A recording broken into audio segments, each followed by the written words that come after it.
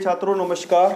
Previous class में अपन बात कर रहे थे पादप प्रजनन की विशिष्ट विधियां, special methods of plant production. जैसा कि मैंने आपको बताया था बेटा, जो पादपों में जो जनन होता है वो सेक्सुअल व एसेक्सुअल दो मुख्य प्रकार का होता है। इसके अलावा कुछ विधियां भी पाई जाती हैं। कल मैंने आपको बताई थी वो विधियां, देखो दोबारा से बता रहा हूं मैं।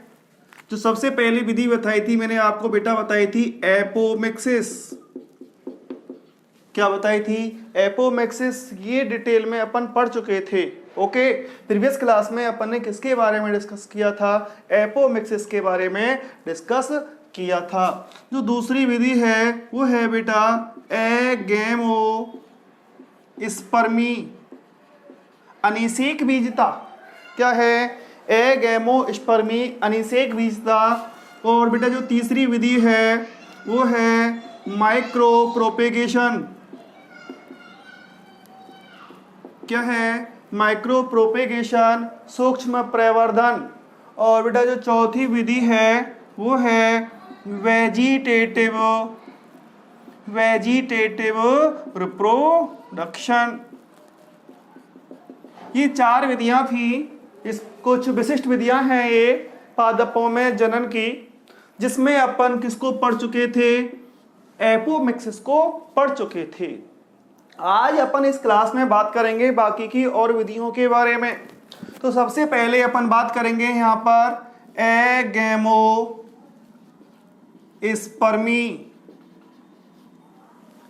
एगेमोस्पर्मी, अनिषेक बीजता। अनिषेक बीजता। देखो बेटा इस टर्म से, देखो मैं यहां पर लिख रहा हूं इसको एगेमोस्पर्मी। बेटे तीन शब्दों से मिलकर बना हुआ है। एक तो है ए, दूसरा है गैमस। क्या है? गैमस। और तीसरा है बेटा स्पर्मी या स्पर्मा। एक का मतलब नो, विदाउट। क्या बेटा? Without, it means no. गेमस का मतलब होता है गैमेट का फ्यूज होना, और गैमेट के फ्यूज होने को क्या कहते हैं अपन? क्या कहते हैं बेटा? फर्टिलाइजेशन। फर्टिलाइजेशन। और स्पर्मा का मतलब होता है बेटा, क्या होता है? सीड होता है। देखो ये जो एगेमोस्पर्मी, अनिषेक बीजता पादप जनन की एक विशिष्ट विधि है, जिसमें क्या होता है? बिना निषेचन के किसका निर्माण होता है बेटा? बीज का क्या होता है? निर्माण होता है। किसका निर्माण होता है? बिना निषेचन के बीज का क्या होता है? निर्माण होता है। समझ में आया? देखो और बताता हूं। जैसे मान लिया एक कोशिका है, ये क्या है? एक सेल है। और बेटा ये जो सेल है ना, डायप्लॉइड सेल है ये। और ये जो बेटा सेल है वो किसमें परिवर्तित हो जाती है? एम्ब्रियो में क्या हो जाती है? परिवर्तित हो जाती है। भ्रूण में क्या हो जाती है? परिवर्तित। और ये भ्रूण बेटा किसमें होता है? ये आपको पता है किसमें होता है? बीज के अंदर होता है, सीड के अंदर होता है। और बीज किसका रूपांतरण होता है? ओव्यूल का क्या होता है? रूपांतरण। देखो कोशिका से किसका निर्माण हुआ? एम्ब्रियो का निर्माण हुआ। किसका निर्माण? लेकिन बेटा मियोसिस नहीं हुआ। क्या नहीं होता इसमें? मियोसिस नहीं होता। और ना ही क्या पाई जाती है? सिनगेमी पाई जाती है ना। भ्रूण का निर्माण हो गया, बीज का निर्माण हो गया, लेकिन ना तो अर्धसूत्री विभाजन हुआ और ना ही युग्मक संलयन की क्रिया हुई। इस प्रक्रिया को, जनन की इस प्रक्रिया को बेटा क्या कहते हैं? अनिषेक बीजता। बोल के बता रहा हूं मैं। अनिषेक बीजता जनन की वह विधि है जिसमें बीज के परिवर्धन से पूर्व जिसमें बेटा बीज के परिवर्धन से पूर्व अर्धसूत्री विभाजन व युग्मक संलयन की प्रक्रिया नहीं पाई जाती, उसे क्या कहते हैं? अनिषेक बीजता कहते हैं। क्या कहते हैं? अनिषेक बीजता। देखो बीज बने, क्या बने बेटा? यहां पर किसका निर्माण होता है? सीड का क्या होता है? निर्माण होता है। और आपको पता है जो सीड का जो निर्माण होता है वो सेक्सुअल रिप्रोडक्शन के फलस्वरूप होता है, और सेक्सुअल रिप्रोडक्शन के लिए ना मियोसिस भी जरूरी होता है और फर्टिलाइजेशन भी जरूरी होता है। लेकिन यहाँ पर बेटा सीड का निर्माण तो हो गया जीवनक्षम, सीड का निर्माण हो गया, बीज का निर्माण हो गया, लेकिन क्या नहीं, कौन सी प्रक्रिया संपन्न नहीं हुई? मियोसिस संपन्न नहीं हुआ, सिनगेमी संपन्न नहीं हुआ। इसे क्या कहते हैं बेटा? अनिषेक बीजता कहते हैं। क्या कहते हैं इसको? अनिषेक बीजता कहते हैं। और ये जितने भी बीज होते हैं वो बेटा, जितने भी जो बीज बनते हैं वो कैसे होते हैं? डाईप्लॉइड होते हैं। कैसे होते हैं बेटा?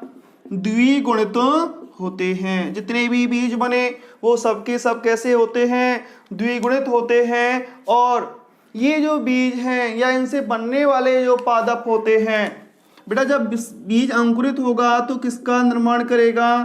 पादप का निर्माण करता है। और ये जो पादप जो बना, नए पादप का जिसका निर्माण हुआ, और ये पादप बेटा किसके समान होता है? मात्र पादप के समान होता है। किसके समान होता है? मात्र पादप के समान होता है। क्यों होता है? क्योंकि यहाँ पर फर्टिलाइजेशन नहीं हुआ।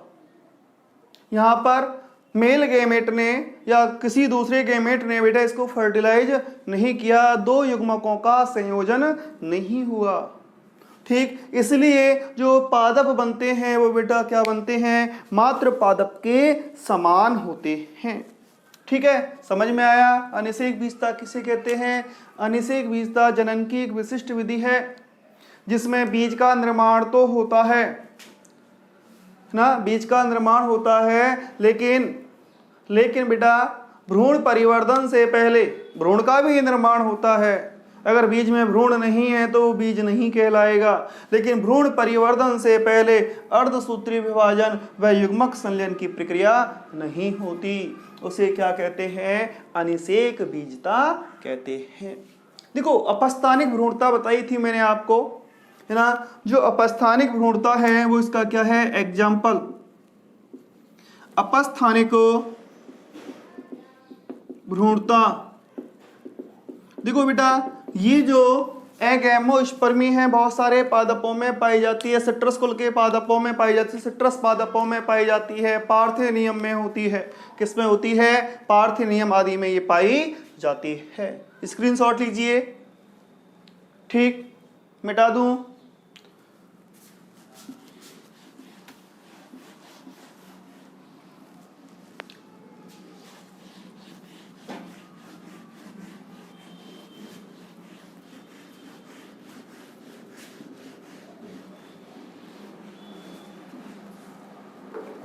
बेटा जो तीसरी विधि है वो है अपनी, क्या बताओ?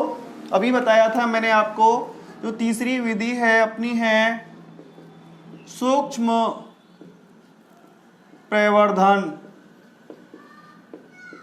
क्या है? सूक्ष्म प्रवर्धन, माइक्रो प्रोपेगेशन। माइक्रो प्रोपेगेशन, सूक्ष्म प्रवर्धन। सबसे पहले बात करते हैं कि सूक्ष्म प्रवर्धन किसे कहते हैं। बेटा ये जो सूक्ष्म प्रवर्धन है एक उन्नत तकनीक है। क्या है? प्रयोगशाला में की जाने वाली एक तकनीक है, या प्रयोगशाला में या वैज्ञानिक तरीके से पादपों का क्या किया जाता है, इसके अंतर्गत निर्माण किया जाता है। वो भी किसके? बिना बीज के। किसके बेटा? बिना बीज के, बिना बीज अंकुरण के पादपों का निर्माण किसके द्वारा किया जाता है? सूक्ष्म प्रवर्धन के द्वारा किया जाता है। और इसमें एक विशेष तकनीक काम आती है जिसे कहते हैं पन टिश्यू कल्चर, ऊतक संवर्धन कहते हैं। देखो सूक्ष्म प्रवर्धन किसे कहते हैं, पहले इसकी डेफिनेशन बताता हूं मैं आपको। ऊतक संवर्धन, ऊतक संवर्धन, ऊतक संवर्धन तकनीक में बताऊंगा आपको। ऊतक संवर्धन तकनीक के द्वारा, ऊतक संवर्धन तकनीक के द्वारा पादपों के पुनर्जनन को, पादपों के पुनर्जनन को क्या कहते हैं बेटा? सूक्ष्म प्रवर्धन, माइक्रो प्रोपेगेशन कहते हैं। क्या कहते हैं? सूक्ष्म प्रवर्धन कहते हैं। अब क्वेश्चन ये है बेटा, ऊतक संवर्धन क्या है, टिश्यू कल्चर क्या है? मैंने अभी बताया आपको कि बिना बीज के अपन पादपों का क्या करते हैं? निर्माण करते हैं। क्या करते हैं? निर्माण करते हैं। देखो, जिस जाति का जो पादप जाति है, जिस जाति का आप पादप तैयार करना चाहते हो, जो उन्नत किस्म है, अच्छे गुण वाला जो पादप है, या जिस पादप का आप बहुत सारे ना, सूक्ष्म मतलब छोटे छोटे और क्या अनेक बेटा है ना, बहुत सारे पादपों का प्रवर्धन करना चाहते हो, प्राप्त करना चाहते हो, तो सबसे पहले आप करोगे एक पादप का चुनाव करोगे ना। जो पादप आपकी हमें कैसा है कि या वो विलुप्ति के कगार पर है, या खत्म होने वाला है, या अपने आर्थिक महत्व का है, या अपने व्यावसायिक महत्व का है, या अपने औषधीय महत्व का है, उस पादप का क्या किया बेटा? आपने चुनाव किया। क्या किया? उस पादप का चुनाव किया। अब उसका कोई ना कोई भाग चाहिए, या तो बेटा क्या ले सकते हो आप? सेल ले सकते हो, उसकी कोई भी एक कोशिका ले सकते हो, कहीं से भी ले सकते हो, है ना। उसका बेटा प्रोटोप्लास्ट ले सकते हो ना। जीव द्रव्यक क्या ले सकते हो? जीव द्रव्यक, प्रोटोप्लास्ट। प्रोटोप्लास्ट किसे कहते हैं? यदि पादप कोशिका की भित्ति को हटा दिया जाए तो शेष बची रचना क्या कहलाती है? प्रोटोप्लास्ट कहलाती है। या कह सकते हैं कोशिका भित्ति रहित कोशिका क्या कहलाती है बेटा? प्रोटोप्लास्ट कहलाती है। ठीक है बेटा। इसके अलावा अपन क्या ले सकते हैं? पादप का कोई टिश्यू ले सकते हैं, ऊतक ले सकते हैं, या पादप का कोई अंग ले सकते हैं, ऑर्गन ले सकते हैं ना। लीफ ले सकते हैं, स्टेम ले सकते हैं, लीफ का छोटा सा भाग, स्टेम का छोटा सा भाग, ठीक बेटा, रूट का छोटा सा भाग ले सकते हैं। इसके अलावा या किसी सिस्टम को भी ले लिया जाता है। किसको ले लेते हैं अपन? तंत्र को भी ले लेते हैं, संपूर्ण तंत्र को। और आपको पता है पादप में क्या है? तंत्र, जैसे मूल तंत्र है, प्रहरो तंत्र है, इनको भी काम में ले लिया जाता है। अब इनसे बेटा क्या किया जाता है? इन सब से कोई भी ले सकते हैं, और इनसे नियंत्रित, निर्जमित एवं नियंत्रित परिस्थितियों में, कंट्रोल्ड कंडीशन में, नियंत्रित परिस्थितियों में क्या किए जाते हैं? पादप प्राप्त किए जाते हैं। अब कैसे करते हैं? देखो बेटा, ये जो टेक्निक है माइक्रो प्रोपेगेशन, क्या है? ये जो माइक्रो प्रोपेगेशन टेक्निक है, ये की जाती है बेटा टेस्ट ट्यूब में। किसमें? टेस्ट ट्यूब में की जाती है, जिसे अपन क्या कहते हैं? पात्रे निषेचन कहते हैं। क्या कहते हैं बेटा? या पात्रे संवर्धन, इन विट्रो कल्चर कहते हैं। इन विट्रो कल्चर, इसको क्या कहा जाता है? पात्रे संवर्धन, है ना। टेस्ट ट्यूब में की जाती है। और आपको बता दूं मैं, जैसे कि मैंने आपको बताया था, प्रोफेसर पंचानन माहेश्वरी ने टेस्ट ट्यूब प्लांट का क्या किया था? विकास किया था। ठीक, प्रोफेसर पंचानन माहेश्वरी ने बेटा किसमें? टेस्ट ट्यूब में भ्रूण का विकास किया, पादप का क्या किया था? विकास किया। जैसे टेस्ट ट्यूब बेबी जानते हो ना आप, है ना, ऐसे ही टेस्ट ट्यूब क्या है? ये प्लांट है। क्या है बेटा? टेस्ट ट्यूब प्लांट हैं, जो टेस्ट ट्यूब में क्या किए जाते हैं? तैयार किए जाते हैं। देखो, इनमें अपन को कोई सा भी भाग चाहिए, और उस भाग को कहते हैं अपन एक्सप्लांट। कर्तो तक कहते हैं। क्या कहते हैं बेटा? जो पादप का जो भाग आपने लिया वो क्या कहलाता है? एक्स प्लांट कहलाता है।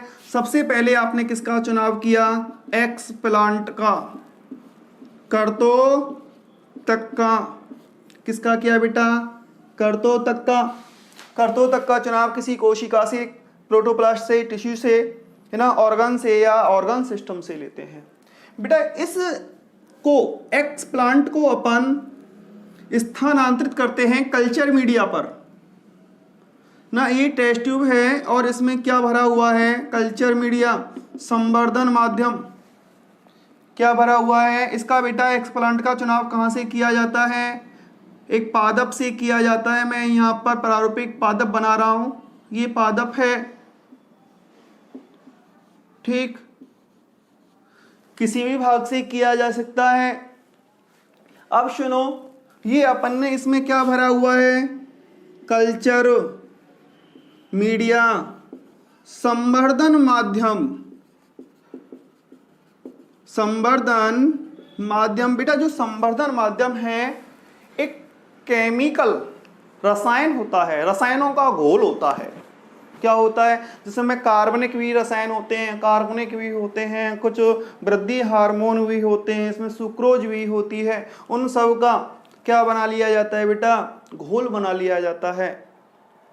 और वो घोल क्या कहलाता है? Culture media. और कल्चर मीडिया एक पोष माध्यम है जो उस पादप की वृद्धि के लिए क्या होता है? पर्याप्त होता है, अर्थात उसमें पादप अपनी क्या करता है बेटा? वृद्धि करता है। आपने एक्स प्लांट को टेस्ट ट्यूब में कल्चर मीडिया पर क्या कर दिया बेटा? स्थानांतरित कर दिया। ये आपने स्थानांतरित कर दिया। अब देखो इसी टेस्ट ट्यूब में क्या होता है? असंगठित ये जो सेल्स है या जो प्रोटोप्लास्ट है, संवर्धन माध्यम मिलेगा तो इसकी कोशिकाएं क्या होंगी? विभाजित होती हैं। और विभाजन के फलस्वरूप क्या बनता है? एक असंगठित कोशिकाओं का समूह बनता है। क्या बनता है? एक असंगठित कोशिकाओं का समूह बनता है, जिसे अपन क्या कहते हैं? कैलस कहते हैं। क्या कहते हैं? असंगठित कोशिकाओं का समूह बनता है, जिसे अपन क्या कहते हैं? कैलस कहते हैं। अब इस कैलस को बेटा नए संवर्धन माध्यम पर इस कैलस की प्रत्येक कोशिका को क्या कर लिया जाता है? भंगुर होता है। क्या होता है? भंगुर होता है। बहुत सारी टेस्ट ट्यूब में अलग अलग संवर्धन माध्यम लेकर ये टेस्ट ट्यूब में क्या भर दिया? संवर्धन माध्यम। और इस कैलस को आपने बेटा इस कैलस को आपने कहाँ स्थानांतरित कर दिया? इसके कुछ भागों को कहाँ पर स्थानांतरित कर दिया? नहीं, बहुत सारी टेस्ट ट्यूबों में अगर 100 पादप प्राप्त करना चाहते हो तो 100 टेस्ट ट्यूब में आप स्थानांतरित कीजिए कैलस के भाग कर करके नई संवर्धन माध्यम में रखिए बेटा। जब इसे नई संवर्धन माध्यम में रखते हैं तो इसमें बेटा ऑर्गेनोजेनेसिस, अंग जनन की क्रिया होती है। क्या होती है? अंग जनन की क्रिया होती है। मैं एक टेस्ट ट्यूब में बता रहा हूं। अब अंग जनन में बेटा एक तो प्रहरों का निर्माण होता है जिसे कैलोजेनेसिस कहते हैं, प्रहरों जनन और मूल जनन की क्रिया होती है। अब क्वेश्चन ये है बेटा पहले किसका निर्माण होता है? देखो जो पहले जो निर्माण होता है ना, यहाँ पर मैं छोटी कर रहा हूँ, ये मत सोचना बेटा, जो पहले निर्माण होता है वो होता है किसका? प्रहरों का क्या होता है? निर्माण होता है। फिर इस प्रहरों में बेटा किसका निर्माण होता है? मूल का निर्माण होता है। किसका निर्माण होता है? ये तो आपका प्रहरों, इसमें मूल का निर्माण हो गया। अब इस प्लांटलेट को, ये पादप है बेटा, इसको क्या कहते हैं अपन? प्लांटलेट। प्लांटलेट को क्या कर लिया जाता है? बाहर निकाला जाता है। बाहर निकाल कर इसको आर्द्र घरों में रखते हैं। इसका बेटा कठोरीकरण किया जाता है। क्या किया जाता है? कठोरीकरण। क्यों? टेस्ट ट्यूब में बना पादप है बेटा, बहुत ही भंगुर होता है, बहुत ही कोमल होता है, क्योंकि जो अपनी प्रयोगशाला है उसमें टेम्परेचर भी कंट्रोल्ड होता है। लेकिन जैसे ही आप खेत में से रोपित करोगे तो बेटा मर सकता है, खत्म हो सकता है, इसलिए उसका क्या किया जाता है? कठोरीकरण किया जाता है, दृढ़ीकरण किया जाता है, दृढ़ीकृत किया जाता है। जब इसका कठोरीकरण हो जाता है तो उसको बेटा कहाँ पर स्थानांतरित कर देते हैं, खेतों में क्या कर देते हैं, स्थानांतरित कर देते हैं। अब अपन एक सेल से ऐसे हजारों पादप प्राप्त कर सकते हैं, है ना, एक सेल से बेटा अनेकों क्या कर सकते हैं, पादप। अब जो पादप है, देखो ये पादप जो है जिसमें ये जितने भी गुण हैं वो सभी 100 पादपों में होंगे, या जितने भी 1000 बने, 2000 बने, जितने भी पादप बने, अपन ने एक कोशिका से बेटा हजारों पादपों का क्या किया, निर्माण किया। ये प्रक्रिया क्या कहलाती है, सूक्ष्म प्रवर्धन कहलाती है, माइक्रो प्रोपेगेशन कहलाती है। क्या कहलाती है? अब देखो, अब आपको 1000 पादप विकसित करने के लिए अगर बीजों से करने लगो तो 1000 बीज को बो, तो क्या 1000 पादप बन पाएंगे? कभी नहीं बन पाते बेटा। लेकिन यहाँ पर अपने अगर 1000 टेस्टों में अलग अलग कैलस भाग को रखा है तो अपन को 1000 पादप प्राप्त होंगे। अब टेस्ट ट्यूब कितनी सी होती है आपने देखी है। तो यहाँ पर देखो बेटा, एक तो क्या है, इस विधि में समय भी कम लगता है। क्या लगता है? इस विधि में किसकी बचत होती है? एक तो समय की बचत होती है बेटा ना, एक जगह की बचत होती है, आपको खेत की जरूरत नहीं है, ये अपनी एक कमरे में प्रयोगशाला में ही काम हो जाएगा। ठीक है बेटा। इसके अलावा यहाँ पर रोग रहित पादप प्राप्त होते हैं। क्या होते हैं? रोग रहित पादप प्राप्त होते हैं, और पादप भी बेटा असंख्य संख्या में क्या होते हैं, अपन को प्राप्त होते हैं। ठीक, इस तकनीक पर देखो, ये जो पूरी तकनीक है वो वातानुकूलित प्रयोगशाला में की जाती है। ठीक, इसलिए सूक्ष्म प्रवर्धन में वातावरण का, बाह्य वातावरण का कोई भी प्रभाव नहीं पड़ता। देखो बेटा, इन पादपों की क्या विशेषता है मैं आपको बता देता हूं। जितने भी पादप बने वो आनुवांशिक रूप से, कार्य के रूप से, मॉर्फोलॉजिकली वो बिल्कुल डिटो क्या होते हैं, समान होते हैं।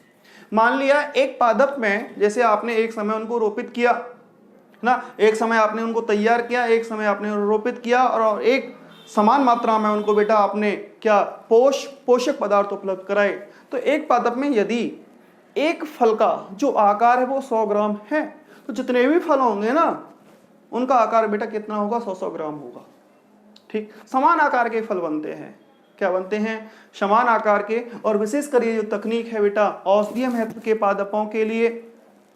ठीक बेटा, इसके अलावा औषधीय और इसके अलावा जो व्यावसायिक महत्व के जो पादप हैं उनके लिए, ठीक है ना, व्यावसायिक महत्व के पादपों के लिए बेटा ये तकनीकें काम में ली जाती हैं। बड़े स्तर पर इनका क्या किया जाता है, पादपों का निर्माण किया जाता है।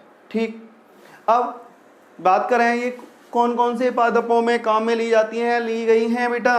देखो, ये आर्किड में काम में ली गई है। इसके एग्जाम्पल की बात करें, किसकी, इधर लिख दूँ मैं, कहाँ पे लिखूँ, आपको उधर दिख रहा है ना, चलो यहाँ मैं मिटा देता हूँ, यहाँ पर लिख देता हूँ इसके एग्जाम्पल।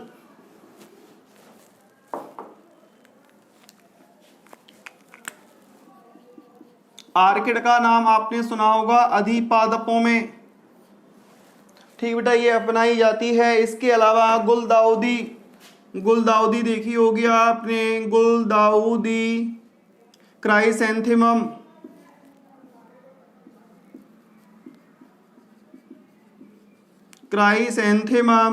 गुलदाउदी। इसके अलावा बेटा ग्लेडियोलस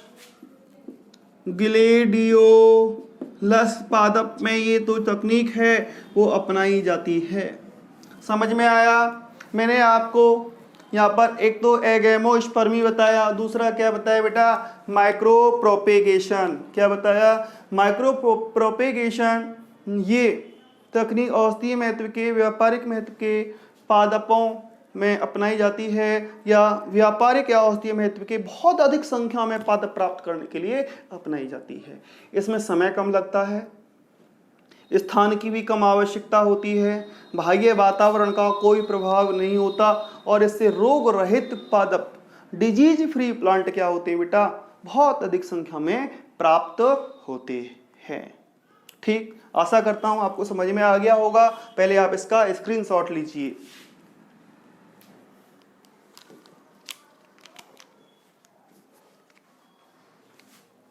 थैंक यू।